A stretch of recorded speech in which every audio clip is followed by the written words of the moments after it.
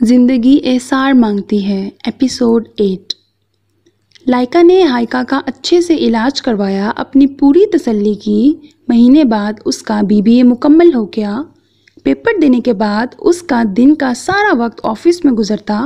जिस दिन इसे डिग्री मिली, मायरा, हूर, हसन, सिदन और सिब्त सब उसे मुबारकबाद देने आए। उसकी ज़िंदगी के अहम दिनों में से एक अहम दिन था। उसने अपने बाप का एक ख्वाब पूरा कर दिया था। अब प्रोजेक्ट मुकम्मल होने के बाद हाइका के नाम पर बिजनेस सेट करके दूसरा ख्वाब पूरा करना था। उनका प्रोजेक्ट मुकम्मल होने में भी बस 1 महीना रह गया था। सब कुछ ठीक हो गया था, तकरीबन प्रोजेक्ट मुकम्मल हो गया था। उनको बहुत ज़्यादा फ़ायदा हुआ था। जैसे जिब्राइल ने कहा था, बिल्कुल वैसा ही हुआ था। लाइका ने जिब्राइल की बनाई हुई ट्रेजेडी में थोड़ा रद्दोबदल किया था, वरना सब कुछ वैसा ही हुआ था जैसे जिब्राइल ने सोचा था। अदनान साहब ने इस सब में उसका बहुत साथ दिया था। एक दिन यूं ही लाइका ने उनसे कहा, अदनान अंकल, आपने मेरी बहुत मदद की है, उसके लिए मैं आपकी बहुत मशकूर हूँ। आजकल तो कोई अपना इतना नहीं करता जितना आपने किया है। कुर्सी पर बैठी सामने बैठे अदनान साहब से बोला, लाइका बेटा, मैंने तो छोटी सी कोशिश की है कि जिब्राइल साहब का एहसान उतार सकूं, वरना मैं कहाँ इस काबिल हूँ। मतलब? लाइका ने नासमझी से पूछा। बेटा, उन्होंने मेरी मदद उस वक्त की थी जब मेरे पास पैसे नहीं थे और मेरी बहन की शादी थी। खर्च पूरा करने के लिए मेरे पास कुछ भी नहीं था। लेकिन जिब्राइल साहब ने मेरी मदद की। उन्होंने भी तो मेरी मदद की, जैसे अपने भी नहीं करते। आखिर में बोलकर मुबहम सा मुस्कुराए।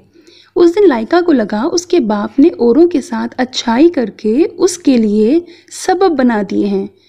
मोहसिन बेग ने अपना बिजनेस दुबई में सेट कर लिया, जिसकी वजह से अपने शेयर लाइका या वासिफ में से बेचने की पेशकश की। लाइका ने बहुत कोशिश की, मगर वासिफ ने थोड़े ज़्यादा पैसे देकर 20% शेयर खरीद लिए और इस तरह 40% हिस्सेदार अब वासिफ था।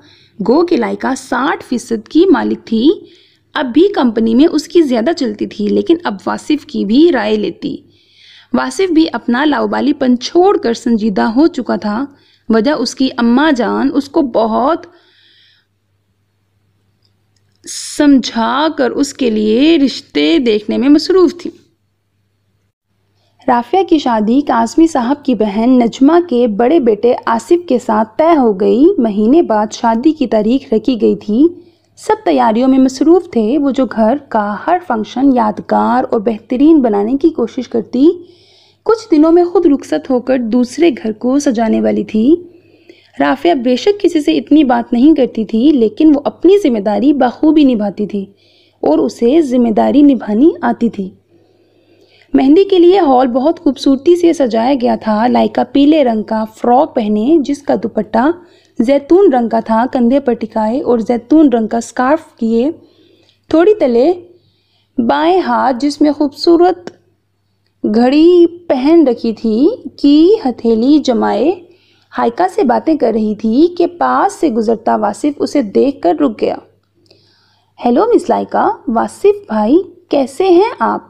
लाइका से पहले ही हाइका कुर्सी से झट से उठी और चहकती हुई बोली। लाइका भी हाइका को मुस्कुराते हुए देखकर खड़ी हो गई। वासिफ को फातिमा और हाइका जानती थीं। लाइका ने खुद ही फातिमा को बताया था कि उसकी माँ को पता होना चाहिए वो किसके साथ काम कर रही है। हाइका की वासिफ से अच्छी भली दोस्ती हो गई थी, क्योंकि वो जब भी ऑफिस जाती, वासिफ उसे भरपूर तरह से कंपनी देता। मैं ठीक प्यारी गुड़िया, आप कैसी हो? मैं भी ठीक, हाइका चहक कर बोली। मिस लाइका, आप लोग यहाँ? जी, मेरी फ्रेंड की सिस्टर हैं राफिया आपी। ओह अच्छा। वासिफ होंठों को गोल करके बोला। आप? लाइका ने भी जवाबन पूछा। मेरे भाई की शादी है, वासिफ ने मुस्कुरा कर कहा। बहुत बहुत मुबारक हो आपको। राफिया आपी बहुत अच्छी हैं, अल्लाह दोनों को हमेशा खुश रखे, आमीन आमीन। अभी वो दोनों खड़े बातें ही कर रहे थे कि पास से गुजरती मिशाल बोली। मिशाल ने नहायत नफीस पीले रंग का शरारा पहन रखा था और इसकी दूधिया रंगत पर दमक रहा था। वासिफ, काम भी कर लिया करो। अच्छा जी, जो हुक्म मिशाल बीबी। बचपन से यही काम है तुम्हारा, कहीं सुकून से ना बैठने देना मुझे। जहाँ तक मुझे दिख रहा है गालिबन बैठे थोड़ी हो, तुम तो खड़े हो। विशाल ने आंखें मटका कर कहा। लाइका दोनों को देखकर मुस्कुराई। ये मेरे मामू की बेटी है, वासिफ ने लाइका को देखकर कहा। हाँ सही, लाइका ने मुस्कुराकर सर हिलाया। विशाल चली गई तो लाइका और वासिफ ऑफिस के सिलसिले में बात करने लगे। सिदन बाहर जा रहा था कि एक पल के लिए उसके कदम थमे, लेकिन जब उसकी नज़र विशाल पर पड़ी तो सर झटक कर बाहर चला गया। मेहंदी की तकरीब खुश असलूबी से इख्तिताम पजीर हो गई और इसी तरह बारात की तकरीब भी अच्छे से हो गई। सारे इंतजामात सिदन ने सिब्त की मदद से अच्छे से कर लिए थे। रुखसती के वक्त राफिया सिदन के गले लगकर खूब रोई। इन दोनों की बनती भी बहुत थी और दूसरा, दोनों थे भी एक जैसे, खामोश से मतलब की बात करने वाले और हर चीज़ में एक दूसरे की राय लेने वाले। रुखसती के बाद सब मेहमान घरों को चले गए। लाइका भी फातिमा और हाइका के साथ अपने फ्लैट चली गई। नेक्स्ट सीन, इस्माइल साहब की न्यूयॉर्क की एक कंपनी के साथ डील तय हो गई थी और अपने नुमाइंदे के तौर पर उन्होंने सिदन को न्यूयॉर्क भेजने का फैसला किया। सिदन ने भी हामी भर ली। विशाल और सिदन के रिश्ते में कोई खातिर ख्वाह तब्दीली नहीं आई थी। पहले दिन जैसी लाताल्लुकी और अजनबियत दोनों में बरकरार थी। अगर सिदन कभी कोशिश करता भी तो विशाल कोई जवाब ना देती। बज़ाहिर तो सब कुछ ठीक लगता, लेकिन बंद कमरे के पीछे उन्होंने कभी एक दूसरे को मुखातिब तक नहीं किया था। इस्माइल साहब ने सिदन से न्यूयॉर्क जाने की बात की तो इसने बिला तामुल उनकी बात मान ली। पता नहीं इस्माइल साहब का रौब था जो वो हमेशा ना चाहते हुए भी उनका कहा मान लेता था। नेक्स्ट सीन, वो उसके सरहाने बैठी बहुत नरमी से उसके बालों में उंगलियां चला रही थी। नीम गनूदगी के आलम में उसने आंखें खोल कर देखा तो चेहरे के सामने उसी का चेहरा था जिसे वो हमेशा अपने मुकाबिल देखना चाहता था। वो जो उसी के चेहरे पर नज़रें टिकाए बैठी थी, उसे आंखें खोले देखकर तशक्कुर से रो पड़ी। लेकिन भला वो इसे रोता कैसे देख सकता था? कभी नहीं। उसके लिए तो वो बहुत मायने रखती थी। वो दिल के ऊंचे मुकाम पर नशेमंद था उसका। क्या हुआ, रो क्यों रही हो? बहुत नरमी से अपने दाएं हाथ को उसके गाल पर रखकर बहुत फिक्रमंदी से पूछा। तुम इतना कुछ करते हो, मैं रो भी नहीं सकती? सू सू करती वो गोया हुई। तुम्हें हर चीज़ की इजाज़त है मेरी तरफ से, लेकिन रोने की नहीं। उसके संजीदगी से कहे जुमले में क्या कुछ नहीं था। प्यार, मोहब्बत, यकीन, एतमाद और सबसे बढ़कर इज्जत। उसने रोती सूजी आंखों से उसे देखा। अभी भी वो कहती कि ये शख्स मेरे बारे में नहीं सोचता, तो और क्या सबूत चाहिए था उसे मानने को। नेक्स्ट सीन, सिदन ड्रेसिंग रूम में घुसा अपने कपड़े बैग में रख रहा था। उसे कमरे के दरवाजे के खुलने की आवाज़ आई। उसने नज़रअंदाज कर दिया क्योंकि मिशाल ही हो सकती थी। अपनी शर्ट बैग में रख रहा था कि मिशाल की आवाज़ उसके कानों से टकराई। शायद वो किसी से फ़ोन पर बात कर रही थी। मुझे नहीं पता यार। हाँ, जा तो रहा है परसों। ठीक है, आऊँगी मिलने। इतना आसान है तुम्हारे ख्याल में तलाक का मुतालबा करना? हद है बेवकूफ़ी की। वो जो बैग की जिप्त बंद कर रहा था, तलाक के लफ्ज़ पर उसके कान साएं साएं करने लगे। तन फन करता ड्रेसिंग रूम से बाहर निकला तो मिशाल जो खिड़की के पास खड़ी थी पलटी और सिदन को देखकर उसकी सुट्टी गुम हो गई, क्योंकि वो समझ रही थी कि कमरे में इस वक्त कोई नहीं है। थोड़ी देर पहले ही उसने सिदन को बाहर जाते देखा था। वापस कब आया? इसलिए तो बेफिक्री से बात कर रही थी। उसने नामहसूस अंदाज में फ़ोन को कान से हटाकर कॉल काट दी। क्या कहा आपने? सिदन ने वहीं खड़े खड़े पूछा। क्या? मिशाल ने आंखें चुराते हुए पूछा। ये पहली मर्तबा था उनके दरमियान बात हो रही थी, लेकिन दोनों में से एक ने भी नहीं सोचा था कि बात ऐसे और इस बारे में होगी। तलाक। आप मुझसे तलाक चाहती हैं? सिदन ने इसे बाजू से दबोच कर कहा। मिशाल ने जवाब नहीं दिया, बल्कि सिदन की आंखों में देखने लगी। हाँ या ना? सिदन तकरीबन धाड़ा। हाँ। मिशाल ने बगैर डरे बोला। क्यों क्या जाता है तलाक का? क्यों किया जाता है तलाक का मुतालबा? मिशाल के उल्टा सवाल करने पर सिदन चुप हो गया। मुझे तुम्हारे साथ नहीं रहना, किसी और से शादी करना चाहती हूँ, मिशाल फिर से बोली। जब नहीं करना चाहती थी तो क्यों की शादी? तुमने भी तो की। तुम कौन सा चाहते थे शादी करना? जैसे तुम मजबूर थे, मैं भी वैसे ही मजबूर थी। मिशाल की बात पर सिदन ने नासमझी से देखा। लाइका से शादी करना चाहते थे ना? बोलकर इस्तेहज़ाया मुस्कुराई। सिदन को जैसे तमाचा लगा था। भला उसे कैसे पता चला? उसके जज्बे सब पर आया होने लगे थे। हाँ, चाहता था, लेकिन आपसे हो गई ना। उसने भी जैसे तस्दीक कर दी, मोहर लगा दी। हाँ तो कौन सा निभाने की? मिशाल ने दूबदू कहा। फजूल की बकवास मत करें। सिदन ने झंझोड़ कर छोड़ा और ड्रेसिंग पर पड़ी परफ्यूम की बोतल उठाकर ड्रेसिंग के शीशे पर मार दी। शीशा किरची किरची होकर बिखर गया। मिशाल तो दहल गई। सिदन को गुस्सा नहीं आता था, लेकिन जब आता तो उसकी गंदी आदत थी गुस्से में चीज़ें तोड़ना। खुद को थोड़ा नॉर्मल करते हुए फिर से बोला, मैं अगर चाहता तो पहले दिन ही सब कुछ कर गुजरता, लेकिन मैं वक्त दे रहा था आपको। आज तक आपको हाथ नहीं लगाया और मुझे इल्ज़ाम दे रही हैं। और आपने भी कौन सा निभाने की कोशिश की है? मैंने लाइका से ताल्लुक तो नहीं बनाया हुआ ना, और ना वो बनाएगी। आप ही शौहर के पीठ पीछे उसे धोखा दे रही हैं। सिदन की धाड़ पर मिशाल का दिल लर्जा, लेकिन फिर भी दीदा दिलेरी से खड़ी रही। मैंने डैड से कहा था ना करे मेरी तुमसे शादी, मैं तुम्हें कुछ नहीं दे सकती, लेकिन डैड ने मेरी एक ना सुनी और दानियाल को इनकार कर दिया। मैं घर से भागना चाहती थी, लेकिन डैड की इज्जत की वजह से खामोश हो गई। खामोश हो गई थी तो रिश्ता भी निभाती ना, ऐसे धोखा तो ना देती। लेकिन मैं दानियाल को अपने दिलो दिमाग से नहीं निकाल सकती। मैंने कोशिश की थी, लेकिन मैं अपनी हर कोशिश में नाकाम हो गई। मिशाल ने जैसे थक कर कहा। सही तो कह रही थी। भला भुलाया जा सकता है जिससे मोहब्बत हो, जिसके हाथों में सब कुछ सौंप दिया हो, लेकिन फिर एक दिन पता चले जिसके हाथों के प्याले में सब कुछ सौंपने की कोशिश की थी उसने तो थामा ही नहीं था। उसने तो हाथ खोल दिए थे और वो सब कुछ तो कहीं गिर गया और अब मिलने से भी रहा। सिदन ने अपनी बीवी को देखा, कैसे वो खामोशी से उसे सुन रहा था। वो उसके निकाह में होते हुए किसी गैर मर्द की बात कर रही थी और वो सुन रहा था। क्या इसे मोहब्बत ने बिल्कुल बेहिस कर दिया था? वो खामोशी से टूटे कांच की किरचियां देखने लगा। कांच के कुछ टुकड़े उसके पैरों में चुभ गए थे, लेकिन वो बगैर कुछ कहे कमरे से निकल गया। वो तो शुक्र घर में कोई नहीं था, सब मामू के घर गए हुए थे। सिदन पैकिंग की वजह से रुक गया था और ताहिरा ने मिशाल को सिदन की वजह से जाने पर जोर नहीं दिया। नेक्स्ट सीन, मगरिब की नमाज पढ़ने के बाद आसफा बेगम लाउंज में बैठी काली चादर किए किताब का मुतालिया कर रही थीं कि दरवाज़ा खोलकर सिर्फ दाखिल हुआ। पुलिस की वर्दी में मलबूस बहुत पुरकशिश लग रहा था। आसफा बेगम के चेहरे पर मुस्कुराहट ने अहाता किया। सिर्फ भी जो थका हारा घर में दाखिल हुआ था, आसफा बेगम की प्यारी सी मुस्कान देखकर उसकी सारी थकन उतर गई। वो चलता हुआ उनके पास आया और उनकी दाएं गाल को मोहब्बत से छुआ। अस्सलाम वालेकुम माँ। गाल पर प्यार करने के बाद उन्हीं के साथ सोफे पर बैठते हुए बोला, वालेकुम सलाम मेरे प्यारे बेटे। यही तारीफ़ें करके आपने उसे सर पर चढ़ा दिया है। अभी उनकी बात पर कोई शगुफा कहने ही लगा था कि लाउंज में दाखिल होते हैदर साहब बोल पड़े, माँ दिखाएं ज़रा।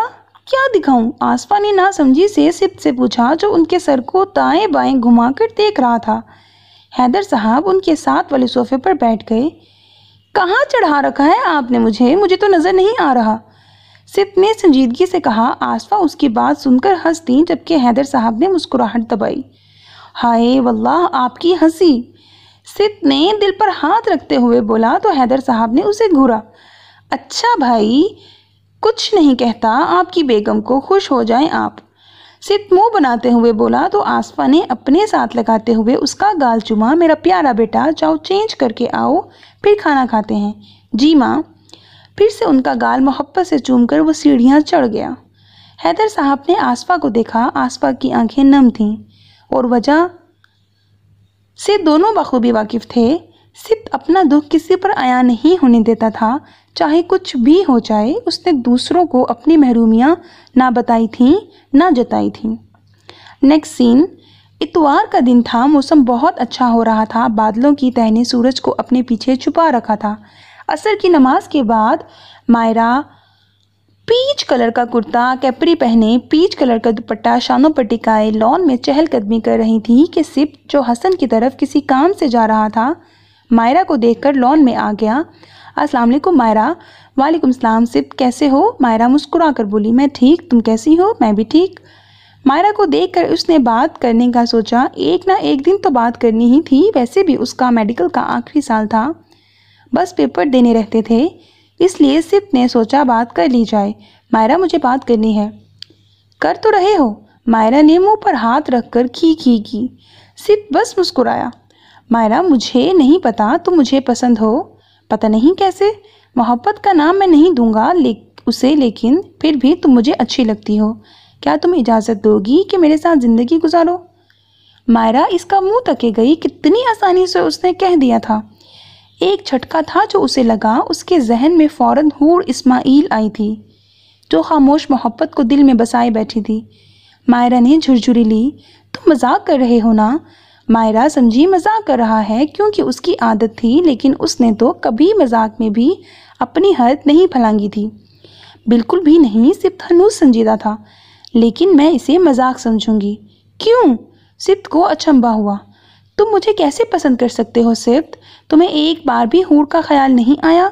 मायरा ने संजीदगी से बोला। हूर? हूर का क्या जिक्र? सिप्त को अचंभा हुआ। हूर का जिक्र नहीं करूंगी तो किसका करूंगी? बैठो इधर। लॉन में पड़ी सफ़ेद कुर्सियों की तरफ इशारा करते हुए बोली। सिप्त कोई जज्बाती इंसान नहीं था, बल्कि हर तरह की सूरत हाल में अपने एहसास पर काबू पाना उसे बखूबी आता था, इसलिए खामोशी से कुर्सी पर बैठ गया। मायरा भी उसके सामने वाली कुर्सी पर विराजमान हो गई। अब वो दोनों आमने सामने बैठे थे। सिप्त माथे पर बल डाले बहुत संजीदगी से मायरा को देख रहा था।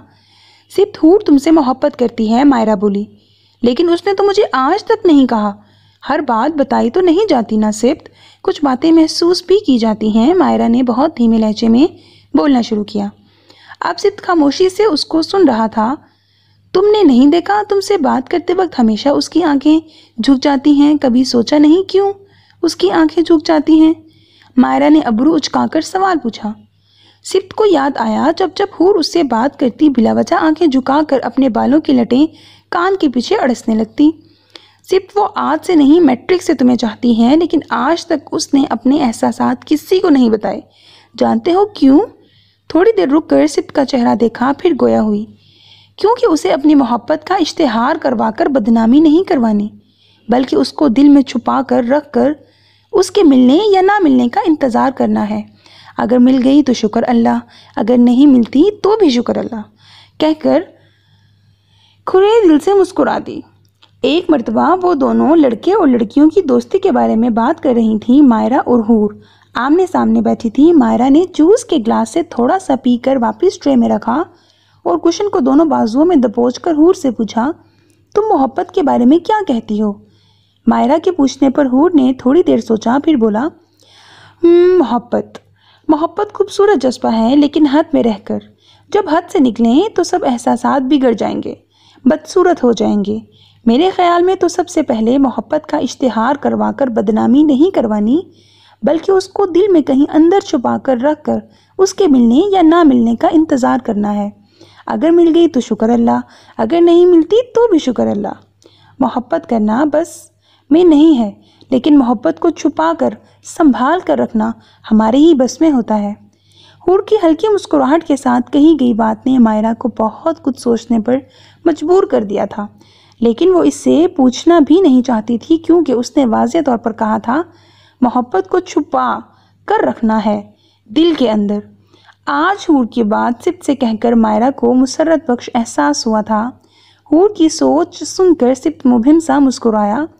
सिप्त, तुम अच्छे हो, बहुत अच्छे दोस्त हो, और मैं तुम्हें दोस्त ही समझती हूँ, तुम्हारी इज्जत करती हूँ। फ़र्ज़ करो हमारी शादी हो भी गई तो तुम्हें जितनी खुशी हूर दे सकती है वो मैं कभी नहीं दे सकती। जानते हो क्यों? मायरा ने उसे देखकर बताने की कोशिश की थी। क्योंकि वो तुमसे मोहब्बत करती है। तुम्हें उससे कुछ भी कहने की ज़रूरत नहीं पड़ेगी, बल्कि तुम्हारी हर ज़रूरत वो बिना कहे पूरी कर देगी। उसे अपनी खामोश मोहब्बत मिल जाएगी, इतनी खुश होगी कि वो तुम्हारे साथ हर तरह से निभा कर लेगी। मेरा यकीन करो, हूर जैसी तुम्हें कहीं नहीं मिलेगी और ना ही मिल सकती है। मैं उसकी चच्चाजाद हूँ, लेकिन मुझ में एक भी ऐसी बात नहीं है जो हूर में है। हूर अपने नाम की तरह है। तुम उसे जिस तरह ढालना चाहोगे वो ढल जाएगी, बगैर कुछ पूछे या कहे। लेकिन मैं हमेशा अपनी मर्जी करती हूँ, चाह कर भी दूसरों की बात नहीं मान पाती। मेरी फितरत ही उसके बरअक्स है। सिर्फ तुम मुझसे मोहब्बत नहीं करते, सिर्फ पसंद करते हो, और वो भी दोस्त की हैसियत से। बस मुझे थोड़ा ज़्यादा पसंद करते हो। यकीन मानो एक दिन तुम खुद कहोगे कि मुझे हूर से इतनी मोहब्बत है कि मुझे खुद भी नहीं पता कितनी है। तुम हूर के लिए हो और हूर तुम्हारे लिए है। हूर सिर्फ हैदर बनकर तुम्हारे दिल पर हुक्मरानी करेगी और तुम उसे पूरी इजाज़त दोगे अपने दिल की सल्तनत पर हुक्मरानी करने की।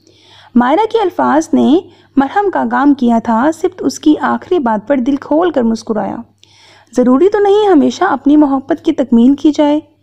दूसरे की मोहब्बत को तकमील करके खुशी मिलती है, और वो खुशी सिर्फ हैदर अली दिलो जान से लेना चाहता था। इतवार का दिन था। सिर्फ ढीले ढाले हुलिये में आसफा की गोद में सर रखकर लेटा हुआ था और आसफा उसके सर में धीरे धीरे हाथ चला रही थी। सिर्फ ज़रूरत से ज़्यादा खामोश था और आसफा को सिर्फ का खामोश रहना बिल्कुल भी पसंद नहीं था। वो चाहती थी कि वो बोलता रहे और वो उसको सुनती रहे। एक ही तो रौनक थी उनके घर की। उन्होंने सबसे पहले सिप्त को गोद में लिया था। एक अलग सी मोहब्बत और उनसे थी उन्हें सिप्त से। सिप्त क्या हुआ है? कुछ नहीं मम्मी, सिप्त धीरे से बोला। और आसफा को पता चल गया कि कुछ हुआ है, क्योंकि जब सिप्त नॉर्मल होता उन्हें हमेशा माँ कहकर बुलाता, लेकिन जब मम्मी कहता तो ज़रूर अपसेट होता या फिर कोई परेशानी होती, चाहे घर की या काम की। आसफा ने झुककर सिप्त के माथे को चूमा। अपनी मम्मी को नहीं बताओगे? सिप्त उनकी मोहब्बत पर मुस्कुरा दिया। उन्हें हमेशा पता चल जाता था मम्मी बस ऐसे ही एक केस के सिलसिले में परेशानी थी। पक्का ना? आसफा ने तस्दीक चाही। जी जी पक्का। आसफा को तसल्ली तो नहीं हुई थी, लेकिन फिर भी कुरेदना सही नहीं समझा। थोड़ी देर खामोश रहने के बाद आसफा ने फिर से पुकारा, सिप्त। जी मम्मी, मैं सोच रही हूँ तुम्हारी शादी कर दूँ। आपको बैठे बैठे कहाँ से ये ख्याल आ गया?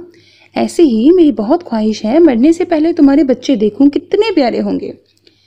छोटे छोटे हाथ पांव, बिल्कुल तुम्हारे जैसे हैंडसम। आसफा शरारत से अपनी ही रो में बोली जा रही थी, लेकिन सिप्त का चेहरा तारीक हो गया। उसने खामोशी से उनकी गोद से सर निकाला और सीधा होकर बैठ गया। आसफा ने महसूस किया तो उसे देखा। क्या हुआ? सर क्यों उठा लिया? उन्होंने अचंभे से उसे देखा। क्या हुआ सिप्त? आप मुझे छोड़कर जाना चाहती हैं? उसने बहुत नॉर्मल अंदाज में जवाब दिया। सिप्त। सदमे से चूर लहजे में उन्होंने पुकारा, नहीं, आप यही चाहती हैं ना? वो किसी छोटे बच्चे की तरह बोल रहा था। आसफा ने बेसाख्ता उसका सर अपने कंधे पर रखा। वो इसकी कमर सहलाने लगी, बिल्कुल किसी छोटे से बच्चे की तरह। नहीं सिर्फ तुम्हें छोड़कर कहाँ जाऊंगी? तुम ही तो वाहिद हस्ती हो जिससे मुझे सबसे ज़्यादा मोहब्बत है। अच्छा अब रोना बंद करो, ऐसा नहीं कहूँगी, अगर मेरी बात मान लो। उसकी आंखों में आंसुओं के कतरे देखकर उसे पुचकारा। सिप्त ने अपनी आंखें रगड़ी। क्या? शादी कर लो ना, आसफा ने लाड से कहा। सिप्त बेइख्तियार मुस्कुराया। अच्छा ठीक है, लेकिन लड़की ढूंढ ली आपने? हाँ है मेरी नज़र में। कौन? बताऊं? अब बता भी दे माँ, नाराज़ नहीं होगे ना? भला आपसे नाराज़ हो सकता हूँ? सिप्त ने सर उनके कंधे पर रखा। ये भी है, खैर हूर मुझे पसंद है तुम्हारे लिए। फिर जो जिसकी किस्मत में होता है बिना जद्दोजहद उसकी ज़िंदगी में शामिल हो जाता है। हूर उसकी ज़िंदगी में बगैर मेहनत किए शामिल हो रही थी। सब कुछ पहले से तय था, उनकी किस्मत में लिख दिया गया था। सिप्त ने अचंभे से सोचा, मायरा ने उससे बात की, उसकी माँ हूर के लिए कह रही हैं। हूर ने तो किसी से नहीं कहा, सब कुछ लिखा जा चुका था, ऐसे ही होना था। वाकई हूर सिप्त हैदर के लिए थी और वो हूर इस्माइल के लिए। हूर को तो अजर मिल रहा था, हूर भी सिप्त हैदर के लिए अजर थी, लेकिन अभी वो समझने से कासिर था। नेक्स्ट सीन, सिगरेट का कश लेकर धुआं हवा में छोड़ा चलता हुआ सेंटर टेबल के पास गया और बची हुई सिगरेट एशट्रे में मसल दी। अभी अभी नहा कर निकला था, गीले बाल लापरवाही से माथे पर गिरे हुए थे और स्याह जीन्स के साथ स्याह शर्ट पहन रखी थी। अभी वो किचन की तरफ जा ही रहा था कि डोरबेल बजी। सर झटकता दरवाजे की तरफ बढ़ गया। दरवाज़ा खोला तो सामने ही मिशाल खड़ी थी, लेकिन वो अकेली नहीं थी, उसके साथ सिदन भी था। दानियाल ने अबरू उचकाए। दानियाल, ये सिदन। मिशाल की उसे देख हुए बताया। मिशाल ने उसे देखते हुए बताया। दानियाल ने ऊपर से नीचे तक सिदन को देखा। ऊंचा, लंबा कद, काले सिल्की बाल जो पीछे की तरफ सेट थे, सियाह पैंट के साथ सफ़ेद शर्ट जिसके बाजू कोहनियों तक मुड़े हुए थे, बाएं हाथ की कलाई में सियाह घड़ी, सियाह फॉर्मल, दिलखेज पर्सनालिटी का मालिक और खड़ा अपनी बीवी के दोस्त के सामने था। दानियाल के लबों पे कड़वी मुस्कुराहट बिखरी, लेकिन वो जल्द ही छुपा गया और मुसाफिहा के लिए हाथ बढ़ाया, जिसे सिदन ने सलाम का जवाब देते हुए थाम लिया। फिर दोनों को अंदर आने का रास्ता दिया। सिदन और मिशाल लाउंज में पड़े सोफों पर बैठ गए, जबकि दानियाल किचन में चला गया। थोड़ी देर बाद किचन से बरामद हुआ तो ट्रे में चाय के 3 कप रखे हुए थे। मेज़बान अच्छा है, सिदन ने सोचा। अब दानियाल 3 सीटर सोफे पर सामने बैठा था। बीच में सेंटर टेबल था और सामने सिदन और मिशाल 1 सीटर पर बैठे थे। पहले सिदन उसे देखता रहा, फिर बोलना शुरू किया। मिशाल तुम्हें पसंद करती है। दानियाल ने बोलना चाहा, लेकिन बीच में ही हाथ के इशारे से रोक दिया। जब मैं बोल रहा हूँ तो मैं चाहूँगा मुझे सुनो, तुम्हारी बारी पर मैं भी खामोश रहूँगा।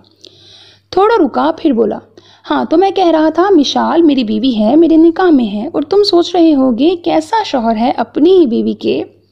खैर, मैं यहाँ किसी को जज नहीं करने आया, एक जवाब चाहिए।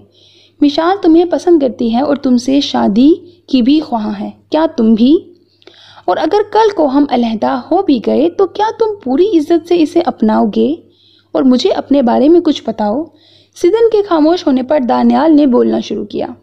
मेरा नाम दानियाल है, ट्रेड का बिजनेस करता हूँ। माँ बाप अपनी जिंदगियाँ जीना चाहते थे, इसलिए मुझे लावारिसों की तरह छोड़ गए। तल्ख मुस्कुराहट ने उसके चेहरे पर अहाता किया। सिदन ने देखा उसकी गहरी मुस्कुराहट खूबसूरत थी। खैर, जिंदगी गुजर रही थी। यूनिवर्सिटी में साथ थे हम। सोफे की पुश्त छोड़कर आगे हुआ और दोनों हाथ को बाहम मिलाया। अब वो मिशाल को देखकर कह रहा था, यूनिवर्सिटी के बाद अपने बिजनेस को खुद देखा और रिश्ता लेकर नज़ामी अंकल के पास गया। अब माँ बाप तो थे नहीं जो वो चाहते। उन्होंने समझा मैं नाजायज़ हूँ, इसलिए मुझे मेरे वालिदैन ने छोड़ दिया, लेकिन वो शादीशुदा थे। अब मैं अपने वालिदैन के रिश्ते को डिस्कस नहीं करना चाहता। अब तुम समझ रहे होगे कि मैं भी तो तुम दोनों के दरमियान आ रहा हूँ। लेकिन तुम्हें एक बात बताऊँ, मैंने मिशाल के साथ ज़िंदगी का सोचा था। आखिर मुझे भी तो मिलनी चाहिए खुशियाँ। कब तक मुझे मेरे माँ बाप के किए की सज़ा मिलती रहेगी? क्या हैं हम, क्या चाहते हैं, क्या चाहते हैं हम, क्या होता है हमारे साथ? सिदन दम साधे उसे सुन रहा था। जब दानियाल खामोश हुआ तो सिदन ने कहा, बस मुझे इतना जानना है कि अगर कल को हमारी अलहदगी हो गई तो तुम मिशाल को खुश रखोगे? क्या जिससे मोहब्बत हो उसे तकलीफ़ दी जा सकती है भला? उसके उल्टे सवाल पर सिदन कुछ बोल नहीं सका। वाकई जिसे दिलो जान से चाहे उसे तकलीफ़ पहुंचाई जा सकती है? उसकी तकलीफ़ पर तो खुद का सांस अटकने लगता है। सिदन के सामने हॉस्पिटल का मंजर घूम गया, जहां लाइका बगैर जूतों के सर थामे बैठी थी और वो ऐसा उसे बैठा देख ना सका और जूते ले आया। मैं काज़मी अंकल से बात करूंगा, उम्मीद है वो समझ जाएंगे। सिदन खड़े होते हुए बोला। मिशाल और दानियाल भी उसकी तकलीद में खड़े हो गए। सिदन ने हाथ बढ़ाया, जिसे दानियाल ने थाम लिया। मिलकर खुशी हुई। मुझे भी बहुत खुशी हुई, दानियाल ने जवाबन कहा। मिशाल और सिदन चले गए तो दानियाल सोफे पर गिरने के से अंदाज में बैठा।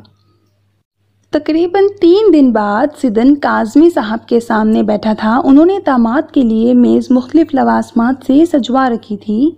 अंकल, मैं ज़रूरी बात कहने आया हूँ आपसे। कहें, काज़मी साहब बोले। अंकल, मैं जानता हूँ शौहर होने की हैसियत से मुझे ये बात नहीं करनी चाहिए, लेकिन अगर आप सही फैसला कर लेते तो मुझे बात करने की नौबत ही ना आती। सिदन ने कहना शुरू किया। क्या मतलब सिदन?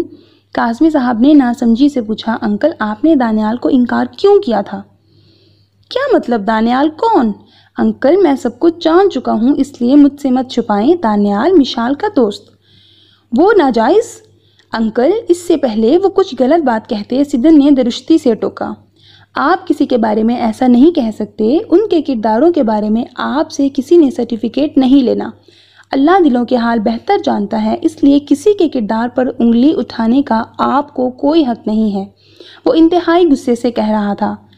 अंकल, अगर आप उसको इनकार ना करते तो दोनों खुश होते साथ। आपने 3 जिंदगियां ख़राब कर दी और साथ में 2 ख़ानदान।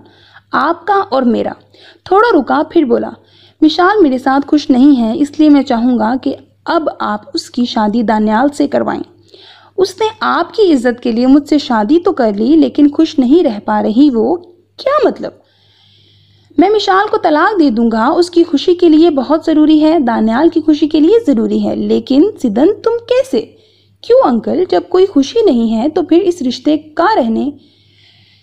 का बना रहने का मकसद? और फिर उसने काज़मी साहब को राज़ी कर ही लिया। नेक्स्ट सीन, हुडी की टोपी सर पर और जेबों में हाथ डाले वो न्यूयॉर्क की सड़क पर सर झुकाए चल रहा था। बहुत ही आम से हुलिये में अभी अभी लंच करके अपने फ्लैट पर जा रहा था कि बादलों ने गरजना शुरू कर दिया और देखते ही देखते बारिश भी शुरू हो गई। भीग तो काफ़ी हद तक गया था, बारिश से अलग उनसीयत थी उसे। एक नज़र आसमान को देखा। जब ज़्यादा भीग गया तो फुटपाथ के दाएं तरफ बनी छोटी सी कॉफ़ी शॉप में चला गया। 3 महीने हो गए थे इसे न्यूयॉर्क आए। जिस दिन आया था उसी दिन विशाल को तलाक और कागजात दे आया था। अपने पीछे किसी को अपना इंतज़ार करने के लिए नहीं छोड़कर आया था। सब घर वालों पर तो सकूत छा गया था। जिस दिन विशाल को तलाक दी थी, इसने विशाल का एक मर्तबा भी नाम नहीं लिया। वो ना खुद को धोखा देना चाहता था, ना विशाल से धोखा बर्दाश्त करना चाहता था। इसीलिए बहुत आराम से उसे अपनी ज़िंदगी से दूर कर दिया। कितना पागल और कमज़ोर था सिदन इस्माइल, जिससे एक लड़की दिल से निकाली नहीं जा रही थी और दूसरी संभाली नहीं। अभी भी वो माजी के यादों में गुम था कि उसके सामने से एक इंसान चलता आ रहा था जिसे वो एक नज़र में पहचान गया। वो उसी की तरफ आ रहा था। दानियाल। सामने से दानियाल चलता आ रहा था। दानियाल ने सिदन के टेबल के करीब पहुंचकर सलाम किया। सिदन ने खड़े होते हुए उसका हाथ थामा जो दानियाल ने बढ़ाया हुआ था। वालेकुम सलाम, कैसे हो दानियाल? मैं ठीक हूँ। यहाँ क्या कर रहे हो? बैठो, सिदन बोला तो दानियाल भी कुर्सी घसीट कर बैठ गया। एक क्लाइंट के साथ मीटिंग थी तो इसी सिलसिले में थोड़ी देर रुका, फिर बोला, बाबा से मुलाकात करनी थी शादी के सिलसिले में। हाँ सही, शादी? दानियाल ने नासमझी से देखा। शादी कब है? निकाह करेंगे सिदन, काज़मी साहब ने हाँ कह दी है, यही गनीमत है। दानियाल ने हंसकर सर झटका। सिदन का उससे मिलकर मूड कदरे बेहतर हो गया था। पराए देश में अपने देश का कोई दुश्मन भी मिल जाए तो मानो सेरों खून बढ़ जाता है। तो फिर वो तो दोस्त ना सही दुश्मन भी ना थे। नेक्स्ट सीन, हैदर साहब और सिप्त रात के खाने के बाद लाउंज के सोफों पर बैठे थे। सिप्त भूरे रंग की शलवार कमीज जिसके बाजू कोहनियों तक मोड़ रखे थे पहने वजीह लग रहा था। आसफा किचन में उनके लिए चाय बना रही थीं। सुबह काम वाली आकर सफाई कर देती, लेकिन खाना आसफा खुद बनाती थीं और दूसरे भी छोटे मोटे काम खुद ही कर लेती थीं। आसफा चाय की ट्रे पकड़े उनके पास आते हुए बोली, सिप्त इतवार का सोचा है मैंने, हूर के घर जाएंगे। उन्होंने ट्रे सेंटर टेबल पर रखी। जी माँ, सिप्त ने चाय का कप उठाते हुए कहा। सिप्त, तुम्हें कोई एतराज़ तो नहीं है ना? हैदर साहब ने पूछा। कैसा एतराज़? चाय का घूंट भरते हुए उसने हैदर साहब को सवालिया नज़रों से देख कर पूछा। तुम खुश तो हो, मतलब कहीं किसी की खुशी के लिए तो नहीं कर रहे? सिप्त ने बारी बारी दोनों को देखा। तफक्कुर और परेशानी दोनों के चेहरों से आया थी। हैदर साहब का इशारा आसफा और अपनी खुशी की तरफ था, क्योंकि कहीं ना कहीं उन्होंने भी हूर को सिप्त के लिए पसंद किया था। नहीं, मुझे कोई एतराज़ नहीं है, उसने नहायत तहम्मुल से मुस्कुराकर जवाब दिया। तुम हूर को खुश रखना हमेशा। आसफा ने उसके सर पर हाथ फेरते हुए कहा। जी माँ, ज़रूर, इंशाल्लाह। आप दुआ करिएगा मैं उसकी हर जिम्मेदारी अदा कर सकूं। इंशाल्लाह। हैदर साहब और आसफा बेगम ने यकज़बान दुआ की। आपने बात कर ली इस्माइल भाई से? आसफा ने अब की बार हैदर साहब से पूछा। हाँ जी, कर दिया था फ़ोन, ठीक है। उनको थोड़ी तसल्ली हुई। आपका तो बस नहीं चल रहा, अभी के अभी हूर को ले आए। हैदर साहब की बात पर आसफा और सिप्त मुस्कुरा दिए। सिप्त इन दोनों को देख कर रह गया। कितना जल्दी हो रहा था सब कुछ। हूर और मायरा के फाइनल हो गए थे। अब दोनों ने हाउस जॉब शुरू करनी थी। दोनों ने एक ही हॉस्पिटल में अप्लाई किया था और इस तरह एक मरतबा फिर वो दोनों साथ थीं, एक ही हॉस्पिटल में। इतवार के दिन इस्माइल साहब के घर खूब चहल पहल थी। हूर बावली सी फिर रही थी। उसको किसी ने नहीं बताया था हैदर साहब अपनी फैमिली के साथ क्यों आ रहे हैं, लेकिन वो सुबह से ताहिरा के कहने के मुताबिक सफाई सुथराई के साथ साथ खाना बनाने की भी तैयारी कर रही थी। अभी भी वो किचन में घुसी खाना बना रही थी कि मायरा किचन में दाखिल हुई। सुबह से हूर ने उसे मैसेज करके बुलाया था, लेकिन वो अब रही थी। क्या बनाया जा रहा है? किचन के दरवाजे के साथ टेक लगाते हुए उसने पूछा। हूर ने पलटकर नाराज होकर नज़रों से देखा और फिर रुख काउंटर की तरफ कर लिया। बिरयानी तो यार, बिरयानी को दम लगाने लगी हूँ, लेकिन तुम अब भी ना आती, क्या ज़रूरत थी आने की? हूर ने मसरूफ़ अंदाज में जवाब दिया। अरे भाई, कैसे ज़रूरत नहीं थी, तुमने बुलाया था ना। मैंने गालिबन सुबह के 9 बजे मैसेज किया था। हूर ने गुस्से का इजहार किया। अच्छा यार, नाराज़ ना हो, ये बताओ काहे को इतनी तैयारियां हो रही हैं? मायरा ने उसके कंधे पर थोड़ी रखते हुए कहा। कुछ पता नहीं है यार, हैदर अंकल आ रहे हैं ना, मसरूफ़ अंदाज में जवाब दिया गया। तुम्हें नहीं पता क्यों आ रहे हैं? मायरा ने मुस्कुराहट दबाकर पूछा। नहीं ना, उसने तंग होकर कहा। अच्छा भाई ठीक है, बताओ क्या करूं? हूर अब से मुख्तलिफ काम बता रही थी जिसे वो खुश असलूबी के साथ कर रही थी। दोनों कामों में मसरूफ़ हो गईं। खाना तैयार करके मायरा ने हूर को कमरे में भेजा कि रेडी हो जाओ। मायरा के मुताबिक सुबह से मासी बनी हुई थी। पीच रंग के कुर्ते कैपरी में मलबूस, साथ पीच रंग का ही दुपट्टा शानों पर रखा, बालों की फ्रेंच नॉट बनाकर पीछे को डाली। कुछ छोटी लटें चेहरे के अतराफ में थीं। बिलाशुबा वो प्यारी लग रही थी। इस्माइल साहब और ताहिरा ने हैदर साहब की सियाफत में कोई कमी ना रखी थी। इसहाक साहब भी ऊपर ही आए हुए थे। सब लाउंज में बैठे थे। हूर चाय ले आई। सिप ने एक नज़र उसके सरापे पर डाली। खिली खिली नज़रें झुकाए। हूर उसे अच्छी लगी। सबको चाय देकर उसने मायरा के साथ मिलकर खाना लगाया। चूँकि हैदर साहब ने पहले ही ढके छुपे अल्फाज में इस्माइल साहब को आने की बात आगाह कर दिया था, लेकिन फिर भी बराह रास्त सबके सामने बात करनी ही थी। इस्माइल, बच्चे सबके एक जैसे होते हैं। हमारे बच्चे तो हमारे सामने ही पले बड़े हैं। कुछ देर रुके। अगर तुम्हें कोई एतराज़ है तो बता दो। सिप तो अपना ही बेटा है हैदर, लेकिन हम मशवरा करके बताएंगे। इंशाल्लाह सबके लिए अच्छा ही होगा, इस्माइल साहब ने कहा। इंशाल्लाह, सब यकजा होकर बोले। आसपा जो ताहिरा के साथ ही बैठी थी, उन्होंने ताहिरा के हाथ पर हाथ रखकर थोड़ा दबाया। ताहिरा के देखने पर उन्होंने मुस्कुरा कर आँख से इशारा किया, जैसे कह रही हूँ, हूर मेरी बेटी है, फिक्र मत करो। ताहिरा भी जवाबन मुस्कुरा दी। खाना लग चुका था, सबने खाना खाया। Next scene. सिदन खामोशी से सोफे पर बैठा था। कुछ देर पहले ही ताहिरा ने फ़ोन पर उसे सिप का हूर के लिए रिश्ते का बताया था। सिदन से ये बात हजम नहीं हो रही थी, क्योंकि सिप ने खुद उसे मायरा के लिए अपनी पसंदीदगी का बताया था, और अब अचानक हूर के लिए अपना रिश्ता, अपनी बहन का हाथ कैसे वो ऐसे शख्स के हाथ में दे देता जो किसी और को पसंद करता हो।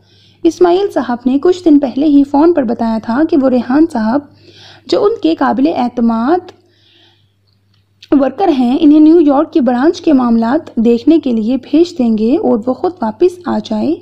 सिदन ने बैठे बैठे जल्द अज जल्द वापस जाने का फ़ैसला किया और इस्माइल साहब का नंबर मिलाया। थोड़ी देर में फ़ोन उठा लिया गया था। अस्सलाम वालेकुम डैडी। रुककर उनके जवाब का इंतज़ार किया। जी डैडी, कैसे हैं आप? जी, मैं जल्द वापस आ जाऊंगा। आप रेहान साहब को भेज दें ताकि उन्हें सारी मालूमात मैं समझा दूं। इस्माइल साहब के मुस्बत जवाब में उसने अलविदाई कलमात कह दिए। जी ठीक है, अल्लाह हाफिज़ कहकर उसने फ़ोन रख दिया। Next scene. हाइका का रिज़ल्ट था। दोनों बहनें पहले स्कूल गईं। हाइका की दूसरी पोजीशन आई थी। दोनों खुश हुईं। लाइका को ऑफिस में वासिफ को कोई फाइल देनी थी। ऑफिस पहुंचकर गाड़ी पार्किंग में पार्क करके दोनों ऑफिस की तरफ बढ़ीं। शीशे का दरवाज़ा खोलकर अंदर दाखिल हुई तो रिसेप्शनिस्ट ने उन्हें ग्रीट किया। सामने ही वासिफ फाइल को देखते हुए कॉरिडोर से आ रहा था।